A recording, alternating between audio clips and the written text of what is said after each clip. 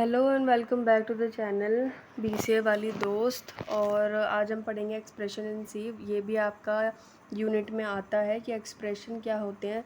जब आप C program लिखते हो तो एक्सप्रेशन कैसे लिखते हो। तो an expression is a combination of constant. Expression क्या है? कॉम्बिनेशन है कांस्टेंट का और वेरिएबल का, जो कि इंटरकनेक्टेड होते हैं एक या एक से ज़्यादा ऑपरेटर के साथ में। दोबारा सुन लो, जो एक्सप्रेशन होते हैं वो कॉम्बिनेशन होते हैं आपके कांस्टेंट और वेरिएबल का, जो कि इंटरकनेक्टेड आपस में कनेक्टेड होते हैं एक या एक से ज़्यादा ऑपरेटर के साथ में। ठीक है। An expression consist of one और मोर ऑपरेंट। जो एक्सप्रेशन है वो कंसिस्ट करती है एक या एक से ज़्यादा ऑपरेंट को एंड वन और मोर ऑपरेटर, जिसके अंदर एक से ज़्यादा ऑपरेटर लगे हुए होते हैं, एक या एक से ज़्यादा। जैसे कि num1 प्लस num2। अब इसमें क्या है? वेरिएबल num1 है और एंड num2 है। ठीक है। क्या है? ये ऑपरेंड है और प्लस क्या है? ऑपरेटर है। ठीक है। अब नीचे, इसके नीचे देखो, x is equals to y. अब कमेंट में लिखा है the assignment operator equal to is use to assign the value stored in y। अब देखो, जो आपका राइट साइड में है y जो है, उसमें क्या है? आपका जो वैल्यू है वो स्टोर करी गई है। ठीक है। अब जो ये वैल्यू स्टोर करी गई है y में, उसको आपने क्या असाइन कर दिया? x में।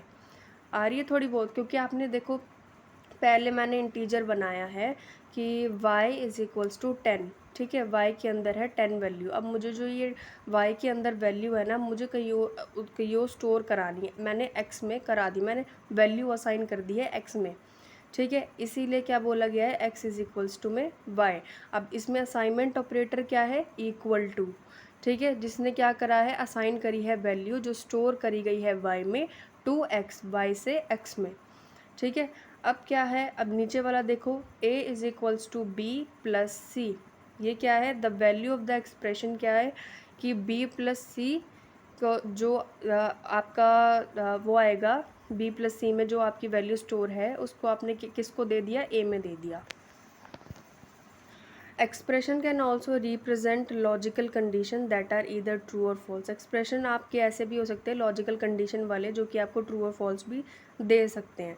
ठीक है। Condition true or false are represented by the integer. अगर जो ट्रू और फॉल्स है वो आपके इंटीजर वैल्यू में भी आपके दिख सकते हैं, जैसे कि 1 और 0।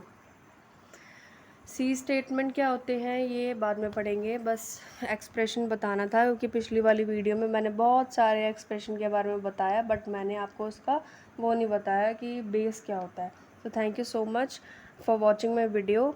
और आप इसको लाइक, सब्सक्राइब और शेयर वगैरह जो भी करते हैं कर दीजिए। अगर नहीं समझ में आता है तो कमेंट डाउन में मुझसे पूछ लेना, तो मैं आपको सब कुछ बता दूंगी और पीडीएफ भी शेयर कर दूंगी, क्योंकि मैंने अभी तक एक भी पीडीएफ शेयर नहीं करी है। सो प्लीज़ मुझे याद दिला देना।